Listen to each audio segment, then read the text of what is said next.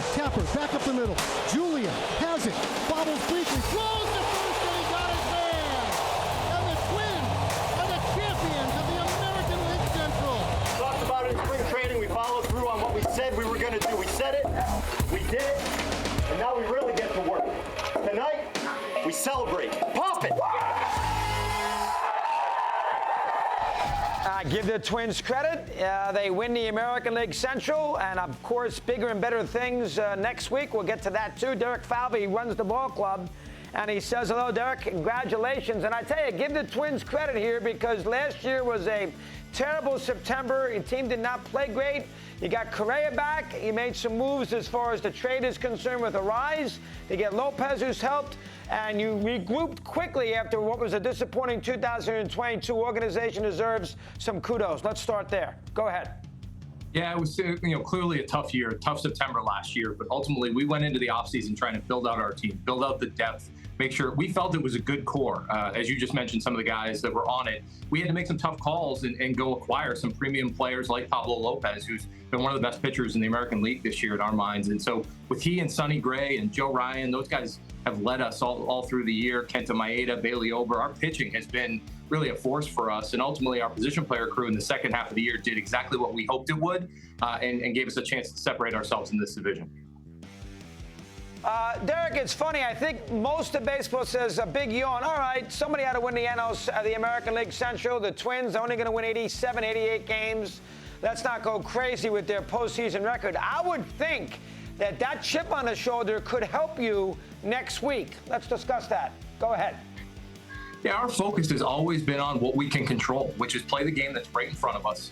Do the best that we can that given night. Our guys have really risen to the challenge with respect to that all year. We started off not in as good a spot through the course of the year. We held first place for most of the year, but ultimately we weren't playing our best baseball. And our guys just kept pushing, kept driving, and we've been playing better baseball of late. So our view of this is let's focus on what we can control and just jump right in there and give ourselves the best chance come October.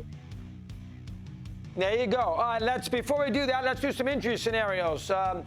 Number one would be Buxton. Is there a chance that you can have him in some capacity beginning next week, or is Buxton done for the? He only played 85 games. We know how important he is. Any chance that he could be on a roster come next week? Let's discuss that.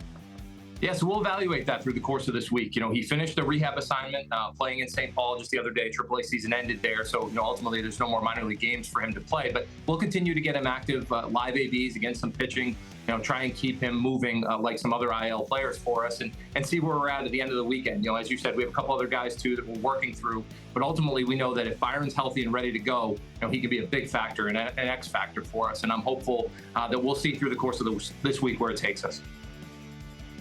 But bottom line is he probably, if he was on a roster, would just DH. He wouldn't play center field, correct?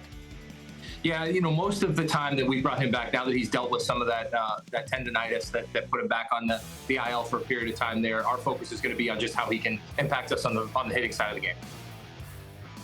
All right, Lewis, there's a nice spark plug for you. I know he's got a little hamstring issue. Should he be ready by next week? How about that? Yeah, Royce, we can't ask for any more out of Royce than what he gave us, when he came up this year, coming back off of 2 ACL surgeries. This kid is as resilient as they come. I think he's got another opportunity right now this week to work through something, and he's been there before. This guy never backs down from that challenge. He had a hamstring tighten up on him. We're going to give him, hopefully from the time that video is showing there to the time we're going to play a game is about 2 weeks. He's progressing well, starting to move into the next phase of this quote-unquote rehab, and ultimately we'll hopefully get him to hitting at this weekend, and then we'll know more then. All right, Correa, I know he's been in and out. He's had sort of a down year for him. He's a great big game player. Could we see him? Will he be okay by next Tuesday? What can you tell me there? Yeah, Carlos has dealt with plantar fasciitis for the whole year, and that's been really hard. He hasn't really talked about it much, early in the season. Obviously, it's come up of late, but for anyone who's ever had that, for those who've played through it, it definitely takes a toll. And this guy has shown up every day. He's played tremendous defense. Chris, as you said, he's a big game player. He's not afraid of any big moment. He's been in them before. So he's a key leader for us. He's tracking well. He feels better by the day. I feel really good about where he's tracking going into the weekend. He can technically be active during our last Colorado series. We'll see where that takes him. But ultimately, we're hopeful that he's also on the roster come Tuesday. All right, here's the one that you're going to have to answer for the next 6 days. I apologize for being the first guy to bring it up, but here you go, Derek. You can take it. You're a good man. 18 straight postseason losses. Sooner or later, that has to end. That's going to be a big boulder. Everybody's going to discuss it before next Tuesday. How's the ball club handle? Let me hear. Go ahead. You know, Chris, what you just said, it's a fact. It's our reality, and it's what has happened in the past. But the way our ball club responds to everything is we can't control what's in the past. Our focus is on what we can control today. And our guys do a tremendous job about that, preparing, looking at the game ahead. The only focus for us is how we get ready for next Tuesday. We're doing everything we can during the course of this week, get those players healthy, have the guys that are performing for us right now that are really leading the charge, line them up for that game. And then we've got to go play, and we've got to go give ourselves our best effort that night, and that's going to be our focus from now until we play the game and until our season's over.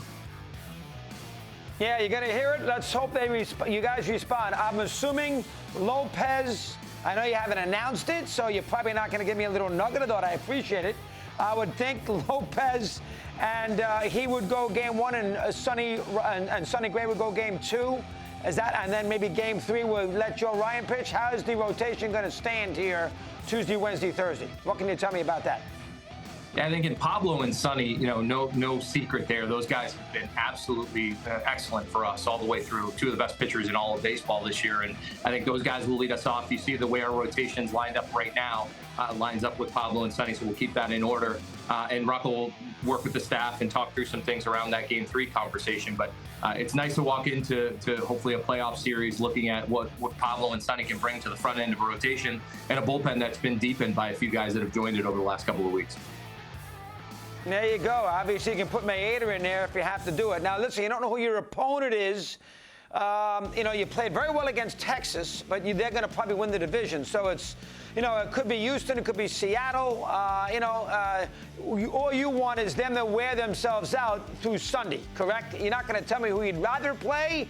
I don't know if you'd want to play the Astros, but you sit there and you're going to want to wear, Toronto included, let them wear themselves out into the game 162 so they come in a little fatigued. How do you want to handle that as far as the opponent goes for next Tuesday? Yeah, our guys are prepping for all those clubs because you just said it. This is about as close a race as you're going to find. And ultimately, I think it's great for baseball. Just as a fan, as you and I both are, watching this down the stretch to the end. So for our advanced team, it's a little harder, and they got to prepare for each one of those opponents just in case and make sure that we're not doing it all on Sunday. But ultimately, I think it's going to take to the end of the season. Those are all tremendous teams, all really good opponents, and ultimately we'll prepare ourselves for the best we can for whoever we have to face. Well, listen, tremendous job, and the Twins are due. I believe in that in sports. Eventually, you keep on knocking at the door, throw the resume against the wall. Eventually, something's going to stick. That's the way I would approach the long postseason losing streak, Derek. I'm sure the organization might be thinking the same thing. Well, we are. Our focus is, like you said, we've been really proud of what has happened. 3 divisions over the last 5 years now, and ultimately giving ourselves the crack and the chance. That's all you can ask for. There are 30 clubs competing for the same thing every year, and that's to be holding up that World Series trophy. That's our goal. That's our mission. You got to get in to give yourself a chance to do that, and we're in now, and we're proud of that. But ultimately, we have a lot of work ahead to get to our final accomplishment. Good job, Derek. Congratulations. Thanks for being so nice and coming on today. Appreciate it. Good luck. Thanks for having me on, Chris. Always enjoy it.